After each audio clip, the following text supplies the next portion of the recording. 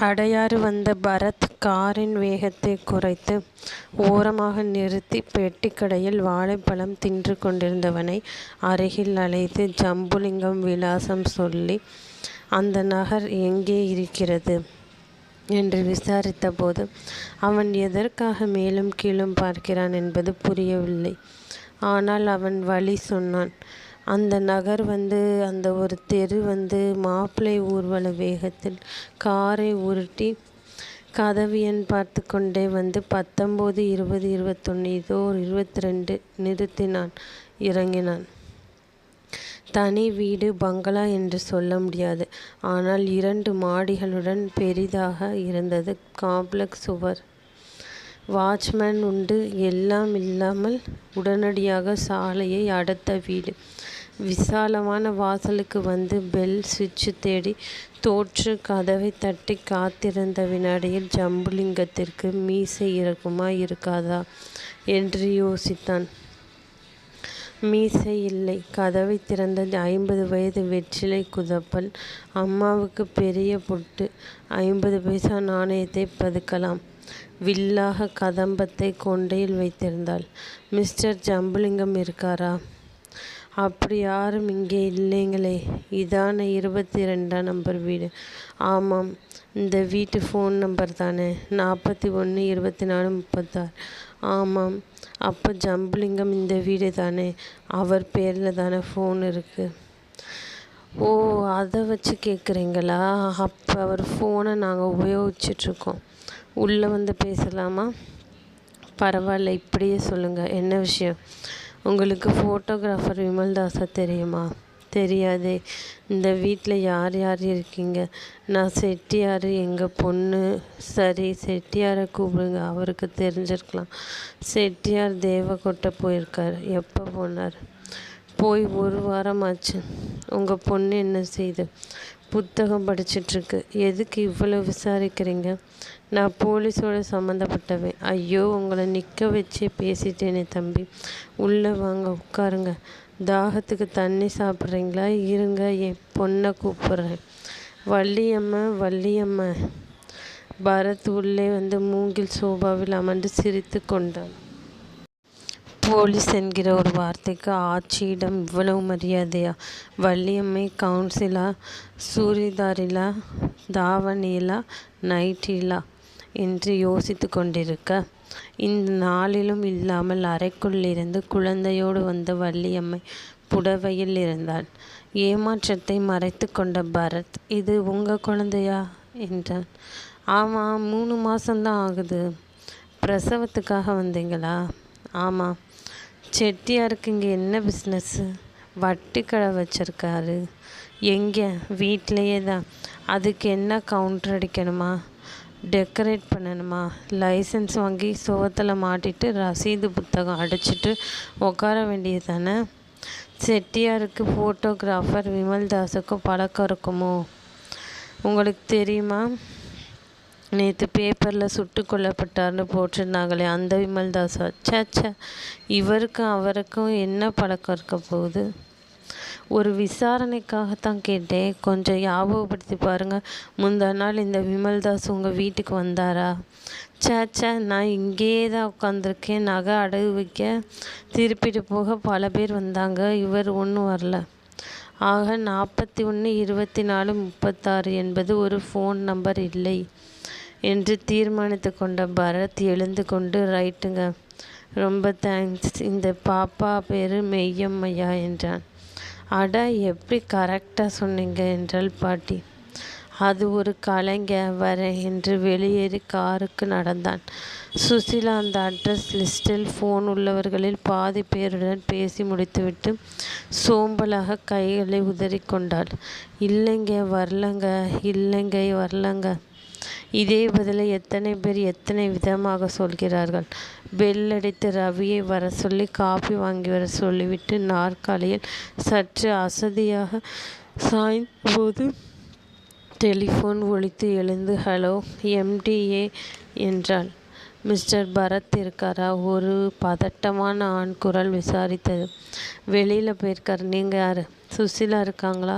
சுசிலா தான் பேசுகிறேன். மேடம், என் பேர் ஜெயராமன். எனக்கு அர்ஜென்ட்டாக உங்கள் உதவி வேணும். விமல்தாஸ் அந்த 6 நெகட்டிவ்களை என்கிட்ட தான் ஒப்படைச்சிட்டு இருந்தான். அது எங்களுக்கு எதிரிங்களுக்கு எப்படியோ தெரிஞ்சு போய் என் வீட்டுக்கு வந்துட்டாங்க. நான் நெகட்டிவ்ஸை எடுத்துக்கிட்டு வீட்டை விட்டு ஓடி வந்துட்டேன். அவங்க என்னை துரத்திக்கிட்டு வர்றாங்க. நான் உங்கள் ஆஃபீஸ் வர்றதுக்குள்ளே அவங்க என்ன மடக்கிடுவாங்களோன்னு பயமாக இருக்குது. மிஸ்டர் ஜெயராமன், இப்போ நீங்கள் எங்கேருந்து பேசுகிறீங்க? எக்மோர் ஸ்டேஷன் வாசல்லேருந்து பப்ளிக் டெலிஃபோன்லேருந்து பேசுகிறேன். நான் உடனே புறப்பட்டு அங்கே வர்றேன். அங்கேயே இருங்க, மறைவாக பத்திரமா இருங்க. என்ன உங்களுக்கு அடையாளம் தெரியுமா? தெரியுங்க, பார்த்துருக்கேன். சிந்துஜா ஒரு தடவை காமிச்சாங்க. நீங்கள் வர்றீங்களா? சீக்கிரம் வாங்க. அதை ஒப்படைச்சா தான் எனக்கு மூச்சு வரும். ஃபோனை வைத்த சுசிலா உடனே புறப்பட்டாள். டைப் செய்து கொண்டிருந்த மாதவியிடம் வந்து, பரத் வந்தால் ஒரு செய்தி வந்து, அர்ஜென்ட்டாக எக்மோர் ஸ்டேஷன் வரைக்கும் போயிருக்கேன்னு சொல்லு. அவர் இங்கேயே வெயிட் பண்ண சொல்லு. 6 நெகட்டிவ்ஸ் கிடச்சிடுச்சுன்னு சொல்லு. சீக்கிரம் வந்துடுறேன் என்று விட்டு சாலைக்கு வந்து ஆட்டோ பிடித்தாள். எக்மோர் ஸ்டேஷனுக்கு வந்து இறங்கினாள். ஏதோ ரயிலுக்கு யாரோ போனார்கள். ஏதோ ரயிலிலிருந்து யாரோ வந்தார்கள். ஆக எப்பொழுதும் தலைகள். டெலிஃபோன் இருக்கும் இடத்திற்கு வந்து நின்று கொண்டு 4 பக்கமும் பார்த்தாள். யார் அந்த ஜெயராமன்? ஹலோ என்று ஒரு லெதர் கைப்பையுடன் பதட்டமாக வந்தான் அவன். நான் தான் ஜெயராமன். அப்படி கூட்டம் இல்லாமல் ஓரமாக போயிடலாமா என்றான். அவனைத் தொடர்ந்து சுசிலா கார்கள் சில காத்து கொண்டிருந்த பகுதிக்கு வந்ததும், முதல்ல பிடிங்க என்று அவன் தன் கைப்பையின் ஜிப்பை இழுத்து உள்ளே கைவிட்டு பிடித்து கொண்டு பாருங்க என்றான். எதை பார்க்க சொல்கிறான் என்று தெரியாமல் அந்த கைப்பைக்குள் பார்த்து அதிர்ந்தாள். கைப்பைக்குள் கைவிட்டு ஒரு துப்பாக்கியை பிடித்திருந்தான் அவன். அதன் முனை அவளை குறிப்பார்த்தது. மரியாதையாக சத்தம் போடாமல் ஏறுமா கண்ணு. ஒன்று வச்சு இனிமேதான் அந்த நெகட்டிவ்ஸை கண்டுபிடிக்கணும். அருகில் நின்ற காருக்குள் வேறு வழி இல்லாமல் ஏறினாள். காரில் ஏற்கனவே 3 தடியர்கள் இருந்தார்கள். ஜெயராமன் என்று தன்னை அழைத்து கொண்டவனும் ஏறி அவள் அருகில் அமர்ந்து கார் புறப்பட்டது. சுசிலாவுக்கு அந்த பக்கம் அமர்ந்திருந்தவன் காவி பற்கள் தெரிய அவளை பார்த்து சிரித்தான். நீங்கள்லாம் யாரு? என்னை எங்கே கடத்திட்டு போகிறீங்க? பாருப்பா, பாப்பா கேள்வி கேட்குது. ஆஃப்னு கேசது கேட்கணும். காவி பல்காரன் கர்ச்சீப் எடுத்து சுசிலா முகத்தில் வைத்து அழுத்தினான். சுசிலா 7வது வினாடியில் மயங்கி சரிந்தாள். பரத் அலுவலகம் திரும்பிய போது மாதவி செய்தி சொன்னாள். நெகட்டிவ்ஸ் கிடைத்து விட்டதா? Very good. இவள் ஃபோன் செய்த நபர்களில் ஒருவரிடம் இருந்திருக்க வேண்டும். சரி, அதை பெற்றுக்கொள்ள அவர் வீட்டுக்குத்தானே போக வேண்டும். எதற்கு எக்மோர் ஸ்டேஷன்? புரியாமல் நாற்காலியில் அமர்ந்து அந்த அட்ரஸ் லிஸ்ட்டை எடுத்து பார்த்தான். பாதி பேருக்குத்தான் செய்திருக்கிறாள் என்பது அந்த பெயர்களுக்கு அருகில் ஸ்கெட்ச் பேனாவால் அவள் டிக் செய்து வைத்திருந்ததில் இருந்து தெரிந்தது.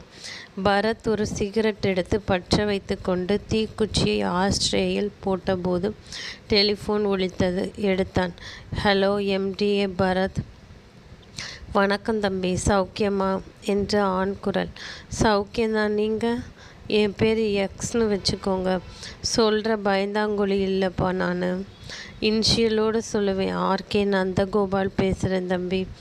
விரல்களில் இருந்து சிகரெட் நழுவ இருந்தது. என்ன தம்பி, என்கிட்ட இருந்த ஃபோன் எதிர்பார்க்கலையா? என்ன விஷயம் சொல்லுங்கள் சார். என்னோட ஆளுதான் விமல்தாஸை சுட்டான். அதை அவனோட காதலி சிந்துஜா மறைஞ்சு நின்று பார்த்துருக்கதும், விமல்தாஸ் சுலபமாக ஏமாத்தினதும் புரியாமல் கொலையை மட்டும் சுத்தமாக செஞ்சுட்டு வந்துட்டான். உருப்படாத ஆள். இப்போ என்னாச்சு? அந்த பொண்ணு போலீஸ்கிட்ட போகாமல் உங்ககிட்ட வந்துடுச்சு. நீங்கள் அந்த நெகட்டிவ்ஸை கண்டுபிடிச்சி என்னை உள்ளே தள்ளுறதில் தீவிரமாக இறங்கிட்டீங்க. இதுக்கு டிபார்ட்மெண்ட் உதவி வேறு உங்களுக்கு. என்னடா நேரில் நின்று பார்த்த மாதிரி எல்லாம் சொல்கிறேன்னு பார்க்குறீங்களா தம்பி, நமக்கு எங்கேயும் ஆளுங்க தம்பி. சார், ஒரு இளைஞனை அனாவசியமாக சொன்னது நியாயமா?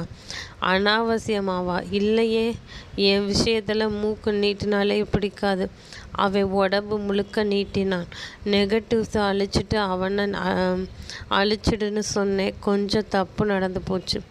சரி, இப்போ எதுக்கு எனக்கு ஃபோன் செஞ்சீங்க? ஒரு கோரிக்கை வைக்கிறதுக்கு தான். என்ன? இந்த நெகட்டிவ்ஸை நீங்கள் கண்டுபிடிக்க வேணாம்னு நான் சொல்ல மாட்டேன். தாராளமாக கண்டுபிடிங்க தம்பி. நீங்கள் சாமர்த்தியசாலி, கண்டிப்பாக கண்டுபிடிப்பீங்க. கண்டுபிடிச்சிட்டு கொண்டு வந்து என்கிட்ட கொடுத்துடுங்க, சரியா? நான் முட்டாளா? இல்லை, பயங்கர புத்திசாலி. எந்த நம்பிக்கையில் நெகட்டிவ்ஸை உங்ககிட்ட கொண்டு வந்து கொடுப்பேன்னு எதிர்பார்க்குறீங்க? புத்திசாலியாக இருந்தாலும் பாசமுள்ள காதலன்னு நம்புறதுனால தான். என்ன சொல்கிறீங்க? உங்ககிட்டயே பேசி போர் அடிக்குது. சுசிலா கிட்ட கொஞ்சம் ஃபோனை கொடுங்களே. மிச்சத்தை சுசிலா கிட்ட பேசுகிறேன். சுசிலா இங்கே இல்லை, வெளியில் போயிருக்கா. யார் கூட போயிருக்கா? மிஸ்டர் ஆர்கேஎன் என்று கோபம் காட்டினான். சாரி, யார் அழைச்சிட்டு போயிருக்காங்கன்னு கேட்க வந்தேன். யாரும் இல்லை, தனியாக தான். ஏன் பரத் தப்பாக பேசலாமா? எக்மோர் ஸ்டேஷன் வரைக்கும் தான் சுசிலா தனியாக போயிருக்கா. அங்கே இருந்து சில பேர் அழைச்சிட்டு போயிருக்காங்க. அந்த சில பேர் ஆர்கே எனக்கு வேண்டியவங்க. சுசிலாவை பத்திரமா அழைச்சிட்டு போய் பத்திரமா வச்சுருக்காங்க. நோ நோன்னு கத்துனா இல்லைன்னு ஆயிடுமா? நோ, நான் நம்ப மாட்டேன். நிஜந்தாம்பா, நேராக சொல்லணுமா? சுசிலாவை மயக்க ஊசி போட்டு கடத்தி கன் என் கஸ்டடியில் வச்சுருக்கேன். இப்போ அந்த நெகட்டிவ்ஸை என்கிட்ட ஒப்படைப்பியா தம்பி? சுசிலா அவ்வளோ தூரம் ஏமாளி இல்லை. சரி, ஃபோனை வச்சுடு. அவளையே ஃபோனில் பேச சொல்கிறேன். அப்புறம் மறுபடி நாம் பேசலாம். பரத் ஃபோனை வைத்தான். மற்றொரு ஃபோன் எடுத்து தன் ஏரிய டெலிஃபோன் எக்ஸ்சேஞ்சில் தன் ஏஐ நம்பரை அழைத்தான். நண்பரை, என் நம்பருக்கு இப்போ ஒரு ஃபோன் வரப்போது, அதை எப்படியாச்சும் ட்ரேஸ் பண்ணி கொடுங்க ப்ளீஸ். ரொம்ப முக்கியம் இது. வைத்துவிட்டு நகம் கடித்து துப்பினான் பரத். சுசிலா எப்படி முட்டாள்தனமாக அங்கே மாட்டிக்கொண்டாள்? ஃபோன் ஒலித்ததும் பாய்ந்து எடுத்தான் பரத். ஹலோ பரத் என்றான். பரத், நான் தான் சுசிலா. என்னை சாமர்த்தியமாக கடத்திட்டாங்க. 4-5 தடியங்க வந்தாங்க. எனக்கு பயமாக இருக்குது. ஒன்று ஒப்பாரி வச்சு அழனும் போல் இருக்கு. ஏசி குளிர் தாங்கலை. என்னை எப்படியாச்சும் காப்பாற்றிடுங்க பரத். அவங்க என்ன கேட்டாலும் கொடுத்துடுங்க. எல்லார்கிட்டேயும் ஆயுதம் இருக்குது. பாத்ரூம் மட்டும்தான் தனியாக போக விட்டாங்க. எனக்கு பயமாக இருக்குது. நீங்கள் அவங்க சொன்னபடி நடந்துக்கலைன்னா நிச்சயமாக என்னை கொலை செஞ்சுடுவாங்க. எனக்காக நீங்கள் ஒப்பாரி வச்சு அழ வேண்டியிருக்கும். ப்ளீஸ் பரத், காப்பாற்றுங்க. அதோடு லைன் துண்டிக்கப்பட்டது. ஃபோனை வைத்தான். ஒரு நிமிடத்திற்கு பிறகு மீண்டும் ஒலித்தது. எடுத்தான். என்ன பரத், பேசுனீங்களா? என்றான் சுரத்தில்லாமல். இப்போ ஒத்துக்கிறீங்களா சுசிலா எங்கள் கஸ்டடியில் இருக்கிறத? வேறு வழி? அந்த நெகட்டிவ்ஸை என்கிட்ட ஒப்படைக்கிறீங்களா? ஐயோ, அதை இன்னும் கண்டுபிடிக்கலையே. கண்டுபிடிங்க. அதை விட என்ன வேலை? அன்பான காதலி ஆபத்தில் மாட்டிக்கிட்டு இருக்கா. அவளை சேதம் இல்லாமல் மீட் ஆகணும். அதை மனசில் வச்சுக்கிட்டு தீவிரமாக கண்டுபிடிங்க தம்பி. இதை பாருங்கள் சார், இது வரைக்கும் எந்த க்ளூவும் கிடைக்கல. முயற்சி பண்ணுங்க. சுசிலா மேலே ஒரு நிழலுக்குள்ளே விழக்கூடாது. ஷோகேஸுக்குள்ளே இருக்க பொம்மை மாதிரி தூசு கூட படாமல் நான் பார்த்துக்கிறேன். ஆனால் நீங்கள் குறுக்கு புத்தியால் யோசிச்சா சுசிலா கற்போடவும் கிடைக்க மாட்டா, உயிரோடவும் கிடைக்க மாட்டா.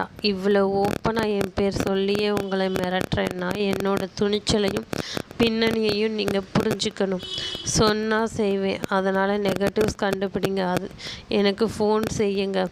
அதை விட்டுட்டு போலீஸ் உதவிக்கு போய் ஒரு இராணுவ படையே கூட்டிக்கிட்டு வந்து என்ன தேடி வந்தாலும் நான் எதையும் ஒப்புக்க மாட்டேன்.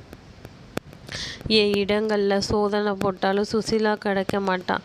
அவமானப்பட்டு தான் திரும்பி போக வேண்டியிருக்கும். புரிஞ்சுதா? புரியுது என்றான் பரத் அவனுக்கே கேட்காமல். குட், சீக்கிரம் கண்டுபிடிச்சிட்டு தகவல் சொல்லுங்க. பரத் வெறுப்பாக ஃபோனை வைத்தான். பரத் மீண்டும் அந்த எக்ஸ்சேஞ்ச் ஜேஇ நம்பரை தொடர்பு கொண்டு விசாரித்த போது, சாரி சார், டியூரேஷன் பத்தலை, எந்த நம்பர்லேருந்து பேசுனாங்கன்னு கண்டுபிடிக்க முடியலை. என்ன சார் இது? What to do? ஆனால் நுங்கம்பாக்கம் எக்ஸ்சேஞ்சிலேருந்து வந்த கால் அது. கதவில் தட்டிவிட்டு உள்ளே வந்த சிந்துஜாவை வெறுப்பாக பார்த்தான்.